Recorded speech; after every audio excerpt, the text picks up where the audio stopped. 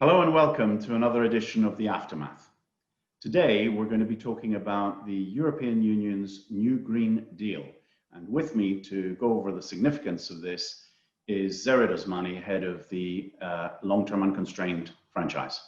Zed, really good to see you. Likewise. Hi, Kim. So Zed, let's cut to the chase here and say that, investors they do tend to be skeptical, particularly about large-scale projects announced by governments. Can you reassure us that this EU New Green Deal, it's for real, right? It's going to happen. Absolutely. The European Union has been very focused on ensuring a deal does get announced, does get agreed across member states. And this has taken some weeks or months of preparation, but in the end, we did get what the market wanted. Questions will be about how quickly that recovery fund that they've announced makes it into the real economy. But that's always the case with all these infrastructure stimuli, and this one is no different. And just to quantify the size, Kim, the recovery fund, so the fiscal stimulus that Europe has announced is about 1.3 trillion euros. The recovery fund is about 750 billion euros, which is equivalent to about 4% of GDP. So that really highlights the magnitude of the ambitions that the European Union has put in place with this. So definitely serious about implementing this. Okay, great. So tell me, which particular aspects of it do you find most exciting as an investor?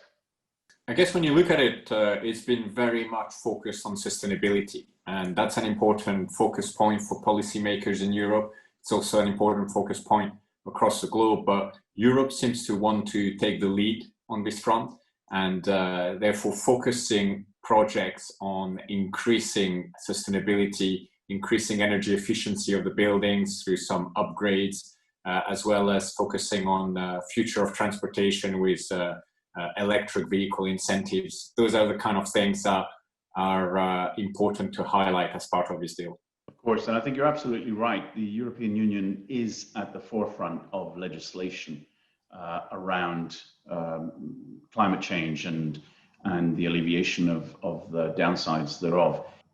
Tell me, is there any evidence that you've seen of other countries trying to follow suit or following along the same lines? It's worth highlighting Norway. That's another country that's at the forefront of the green initiatives, and they're focused on green energy, but also future of transportation is omnipresent. So they're going to carry on to lead on that front in the same way as the European Union. And then the other one is China. China is labeling every infrastructure initiative as green. And that's something that really highlights the policymakers' intentions and focus on this aspect. And I guess it's probably fair to say that China absolutely needs to, because it is one of the top emitters in the world, and they need to clear air pollution and water pollution as fast as possible. Now, Zed, when we think about another aspect of it would be that one of the things about the EU taking this line is that it's going to be particularly important as a rule setter or a specification setter for the rest of the world. Why? Because the EU is the biggest trade zone in the world right now. And, if you want to sell goods to the EU, it doesn't matter what your local legislation says, the EU is going to extract a price if you don't follow suit with a new Green Deal. Is that the right way to think about it?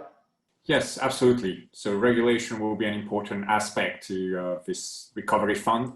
And therefore, trading partners to the European Union will need to pay particular attention to whether they're complying. And in fact, it's going to put more pressure on them complying. So it's going to be relevant for all trading partners. The UK, I think, is worth highlighting now that they're on the cusp of exiting the European Union. It will be an important focal point again for policymakers there. That's fair. Zed, thank you very much for this. This is very helpful. Thank you for watching, and tune in again next week with something completely different.